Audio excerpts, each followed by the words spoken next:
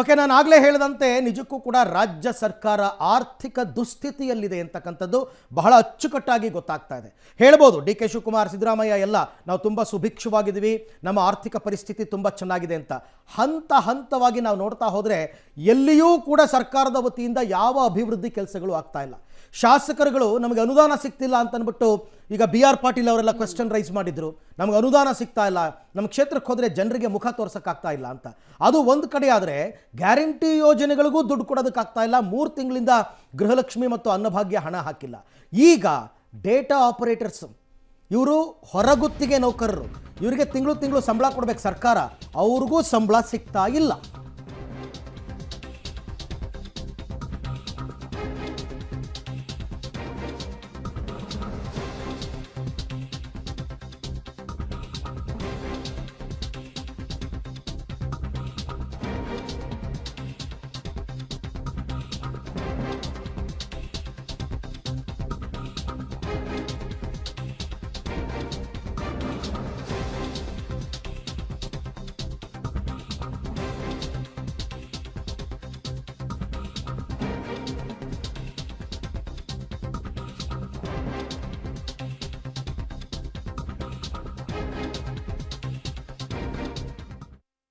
ಈ ಗ್ಯಾರಂಟಿ ಯೋಜನೆಗಳು ಒಂದು ರೀತಿ ರಾಜ್ಯ ಸರ್ಕಾರವನ್ನು ಮಕಾಡೆ ಮಲಗಿಸ್ಬಿಟ್ಟಿದೆ ಅಂತಂದ್ರೂ ಕೂಡ ತಪ್ಪಾಗ್ಲಿಕ್ಕಿಲ್ಲ.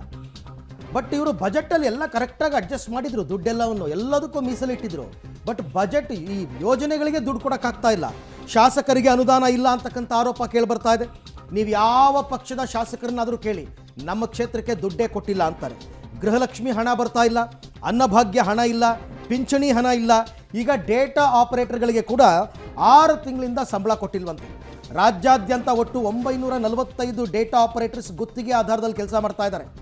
ಸಂಬಳ ಕೊಡಿ ಪ್ಲೀಸ್ ಅಂತ ಇದ್ದಾರೆ ಈ ಡೇಟಾ ಆಪರೇಟರ್ಸ್. ಪಬ್ಲಿಕ್ ಟಿವಿಯಲ್ಲಿ ಈ ಡೇಟಾ ಆಪರೇಟರ್ಸ್ಗಳ ಗೋಳನ್ನು ನಿಮ್ಮ ಮುಂದೆ ಇಡ್ತಕ್ಕಂಥ ಪ್ರಯತ್ನವನ್ನು ಮಾಡ್ತೀವಿ. ನೋಡೋಣ ಇದಕ್ಕೆ ಸರ್ಕಾರ ಯಾವ ರೀತಿ ರಿಯಾಕ್ಟ್ ಮಾಡುತ್ತೆ ಅಂತ. ಡಿಸ್ಟ್ರಿಕ್ಟ್ ವೈಸ್ ಹೋಗೋಣ. ಹಾಗಾದ್ರೆ ಪ್ರತಿ ಜಿಲ್ಲೆಯಿಂದ ಕೂಡ ನಾವು ಮಾತಿಗಿಳಿಸಿದ್ವಿ ಡೇಟಾ ಆಪರೇಟರ್ಸ್ನ. ಪ್ರತಿ ಜಿಲ್ಲೆಯಿಂದ ಕೂಡ ಕೇಸ್ ಸ್ಟಡಿಗಳು ನಿಮ್ಮ ಮುಂದೆ ನಾವು ಒಂದೊಂದಾಗಿ ಇಡ್ತೀವಿ. ಈಗ ನಾವು ಕಾನ್ಸಂಟ್ರೇಟ್ ಮಾಡೋಣ ಕಲಬುರಗಿ ಕಡೆಗೆ. ಕಲಬುರಗಿಯಲ್ಲಿ ಸರ್ಕಾರಕ್ಕೆ ಕೋಟಿ ಕೋಟಿ ಆದಾಯ ತರುವಂತಹ ಇಲಾಖೆಯ ಸಿಬ್ಬಂದಿಗಳು ನಮ್ಮ ಸ್ಥಿತಿ ಹೆಂಗಿದೆ ಅಂತ ನಮ್ಮ ಹತ್ರ ಹೇಳ್ಕೊಂಡಿದ್ದಾರೆ. ಸಬ್ ರಿಜಿಸ್ಟರ್ ಕಚೇರಿಯ ಕಂಪ್ಯೂಟರ್ ಆಪರೇಟರ್ಸ್ಗಳಿಗೆ ಸಂಬಳ ಸಿಗ್ತಾ ಇಲ್ಲ. ಕಲಬುರಗಿಯಲ್ಲಿ 6 ತಿಂಗಳಿಂದ ಸಂಬಳ ಇಲ್ಲದೇನೆ ಕಾರ್ಯವನ್ನು ಅನಿವಾರ್ಯವಾಗಿ ನಿರ್ವಹಿಸ್ತಾ ಇದ್ದಾರೆ ಡೇಟಾ ಆಪರೇಟರ್ಸ್. ಸಂಬಳ ಕೊಡೋದಕ್ಕೆ ಪರಿಪರಿಯಾಗಿ ಬೇಡಿಕೊಂಡ್ರು ಕೇಳಿಕೊಂಡ್ರು ಸರ್ಕಾರ ಸ್ಪಂದಿಸಿಲ್ಲ. ಪಬ್ಲಿಕ್ ಟಿವಿಯಲ್ಲಿ ಈ ಕುರಿತಂತೆ ಮೆಗಾ ಗ್ರೌಂಡ್ ರಿಪೋರ್ಟ್ ಕೂಡ ನಿಮ್ಮ ಮುಂದೆ ನಾವು ಇಡ್ತಾ ಇದ್ದೀವಿ. ನಿರ್ಮಲಾ ಸೀತಾರಾಮನ್ ಅವರು ಕಳೆದ ಕೆಲವು ತಿಂಗಳಿಂದ ಹೇಳಿದ್ರು ಪರಿಸ್ಥಿತಿಗಳು ಚೆನ್ನಾಗಿಲ್ಲ ಅಂತ. ಆಗ ಎಲ್ಲರೂ ಹೇಳಿದ್ರು ಇಲ್ಲ ಇಲ್ಲ ಎಲ್ಲ ಚೆನ್ನಾಗಿದೆ ಅಂತ. ಎಲ್ಲ ಚೆನ್ನಾಗಿದೆಯಾ? ನಿಮ್ಗೊಂದು ಕೇಸ್ ಸ್ಟಡಿಯನ್ನು ಕಲಬುರಗಿಯಿಂದ ತೋರಿಸ್ತಾ ಇದೀವಿ ನೋಡಿ. ಸದ್ಯ ರಾಜ್ಯದಲ್ಲಿ ಪಂಚ ಗ್ಯಾರಂಟಿಗಳಿಂದ ಬಹುತೇಕವಾಗಿ ರಾಜ್ಯ ಸರ್ಕಾರಕ್ಕೆ ಆರ್ಥಿಕ ಸಂಕಷ್ಟ ಎದುರಾಗಿತ್ತು. ಈಗಾಗಲೇ ಏನಂದರೆ ಪಿಂಚಣಿ ಸಮಸ್ಯೆ ಏನೋ ಕೆಲ ತಿಂಗಳುಗಳಿಂದ ಹಿಂದೆ ಆಗಿತ್ತು. ಅದಾದ ಬಳಿಕ ಆ ಒಂದು ಸಮಸ್ಯೆ ಬಗೆಹರಿದಿದೆ ಅನ್ನುವಷ್ಟರಲ್ಲೇ ಏನಂದರೆ ಪ್ರಮುಖವಾಗಿ ನೋಂದಣಿ ಕಚೇರಿಯಲ್ಲಿ ಕೆಲಸ ನಿರ್ವಹಿಸ್ತಾ ಇರುವಂತಹ ಏನು ಕಂಪ್ಯೂಟರ್ ಆಪರೇಟರ್, ಡಾಟಾ ಆಪರೇಟರ್ ಇದ್ದಾರೆ. ರಾಜ್ಯಾದ್ಯಂತ ಒಟ್ಟು 970 ಜನ ಕೆಲಸ ನಿರ್ವಹಿಸ್ತಾ ಇದ್ದು, ಅವರಿಗೆ ಏನಂದರೆ ಕಳೆದ 6 ತಿಂಗಳಿಂದ ಅಂದರೆ ಈಗಾಗಲೇ 5 ತಿಂಗಳ ಸಂಬಳ ಕೊಟ್ಟಿಲ್ಲ, ಈಗ 6ನೇ ತಿಂಗಳಿದೆ.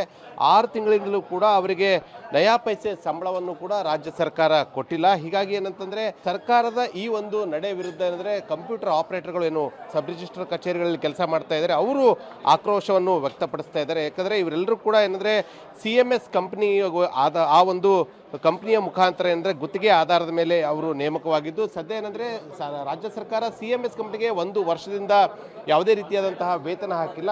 ಸದ್ಯ ಏನಂದರೆ ಆ ಒಂದು ಪರಿಣಾಮವಾಗಿ CMS ಕಂಪ್ನಿಯವರು ಏನೋ ವೇತನ ಏನೋ ಹಾಕಿದ್ದಾರೆ, ಆದರೆ ಕಳೆದ 5 ತಿಂಗಳಿಂದಲೂ ಕೂಡ ವೇತನ ಏನೋ ಬಂದಿಲ್ಲ. ಸೊ ಇದ್ರ ಬಗ್ಗೆ ಮಾತಾಡೋಕ್ಕೆ ಸಿಬ್ಬಂದಿಗಳಿದ್ದಾರೆ. ಸರ್, ಈಗ ನಿಮ್ದು ಏನು ಸಮಸ್ಯೆ ಆಗ್ತಾ ಇದೆ, ಯಾಕೆ ನಿಮ್ಮ ಸಂಬಳ ಆಗ್ತಾ ಇಲ್ಲ? ಈಗ ಸರ್, ನಮಗೆ 6 ಮಂತಿಂದ ಸ್ಯಾಲ್ರಿ ಬಂದಿಲ್ಲ. 5 ತಿಂಗಳು ಮುಗಿತು, 6 ಮಂತ್ ಸ್ಟಾರ್ಟು. ಈ ಡಿಪಾರ್ಟ್ಮೆಂಟಿಂದ ಕಂಪ್ನಿಗೆ ಬಂದಿಲ್ಲ.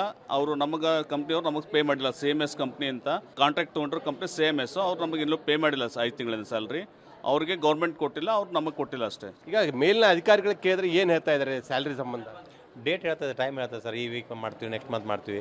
ನಮ್ಮ ಆಪ್ರೇಟರ್ ಅಂತ ಇಲ್ಲ, ಇಂಜಿನಿಯರ್ ಕೂಡ ಇಂಜಿನಿಯರ್ಸ್ ಆದರೂ ಅವ್ರಿಗೂ ಸ್ಯಾಲ್ರಿ ಆಗಿಲ್ಲ ಸರ್. 6 ತಿಂಗಳಾಯಿತು. ಅವರು ಕೂಡ ಪೆಂಡಿಂಗ್ಗೆ ವರ್ಕ್ ಮಾಡ್ತಾ ಇದ್ದಾರೆ. ಈ ಫೆಬ್ರವರಿ ಎಂಡಲ್ಲಿ ಮಾಡ್ತೀವಿ, ಜನವರಿ ಎಂಡಲ್ಲಿ ಮಾಡ್ತೀವಿ. ಮೊನ್ನೆ ಹೋದಾಗ ಆಶ್ವಾಸನೆ ಕೊಟ್ಟಿದ್ದಾರೆ, ಈ ಫೆಬ್ರವರಿ ಮಂತಲ್ಲಿ ಮಾಡ್ತೀವಿ ಅಂತ ಹೇಳಿ ಆಶ್ವಾಸನೆ ಕೊಟ್ಟಿದ್ದಾರೆ.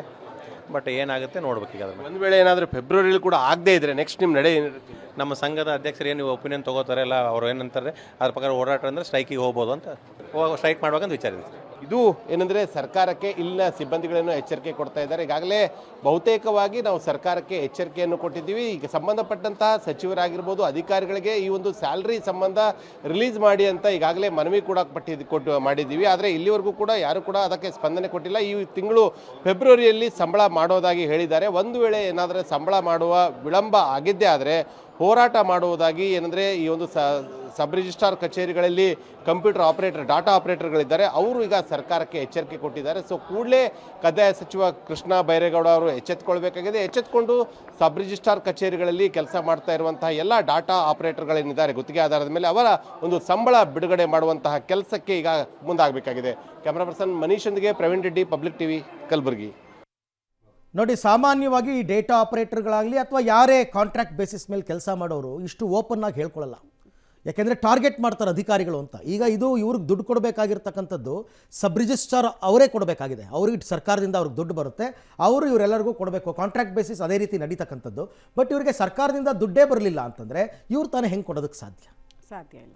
ಆಮೇಲೆ ನಿರ್ಮಲಾ ಸೀತಾರಾಮನ್ ಅವರು ಸ್ವಲ್ಪ ತಿಂಗಳ ಹಿಂದೆ ಇದನ್ನೇ ಹೇಳಿದ್ದು, ಆರ್ಥಿಕತೆ ಸರಿಯಾಗಿಲ್ಲ, ನೀವೆಲ್ಲ ನೋಡ್ಕೊಂಡು ಯೋಚನೆ ಮಾಡ್ಕೊಂಡು ಮಾಡಿ ಅಂತ ಅಂದಾಗ ಎಲ್ಲರೂ ಒಬ್ರ ಮೇಲೆ ಒಬ್ರು ಪೊಲಿಟಿಸೈಸ್ ಮಾಡಿಬಿಟ್ರು ಅವ್ರ ಸ್ಟೇಟ್ಮೆಂಟ್ ಅನ್ನ. ಎಲ್ಲರೂ ಅವ್ರ ತಪ್ಪು, ನಾವು ಸರಿ ಇದೀವಿ, ನಾವು ಸುಸ್ಥಿತಿಯಲ್ಲಿ ಇದೀವಿ ಅಂತ ಹೇಳಿದ್ರು. ಆಮೇಲೆ ಎಲ್ಲಿ ಯಾವ ಹಂತಕ್ಕೆ ಹೋಗ್ಬಿಟ್ರು ಅಂದ್ರೆ ಮೋದಿ ಮಾಡಿರೋಷ್ಟು ಸಾಲ ನಾವು ಮಾಡೇ ಇಲ್ಲ, ಎಕ್ಸಾಕ್ಟ್ಲಿ ಅಲ್ಲಿ ತನಕ ಹೋಗ್ಬಿಟ್ರು. ಮೋದಿನೇ ಸಾಲ ಮಾಡಿರೋದು, ನಾವು ಚೆನ್ನಾಗಿದ್ದೀವಿ ಅಂತ ನೋಡಿ. ಆಮೇಲೆ ರಂಗನಾಥ್ ಸರ್ ಕೂಡ ಇದನ್ನ ಹೇಳ್ತಾ ಇರ್ತಾರೆ ಪದೇ ಪದೇ. ಇದು ಗ್ಯಾರಂಟಿ ಯೋಜನೆ ಬಂದಾಗ 1.5 ವರ್ಷದಿಂದ ನೀವು ಒಂದಿನ ಹಳ್ಳಕ್ಕೆ ಬೀಳ್ತೀರಾ ನೋಡಿ, ಒಂದಿನ ನೀವು ಸಂಕಷ್ಟಕ್ಕೆ ಸಿಕ್ಕಾಕೋತೀರಾ ನೋಡಿ ಅಂತ ಅದು ಇವಾಗ ರಿಫ್ಲೆಕ್ಟ್ ಆಗ್ತಾ ಇದೆ.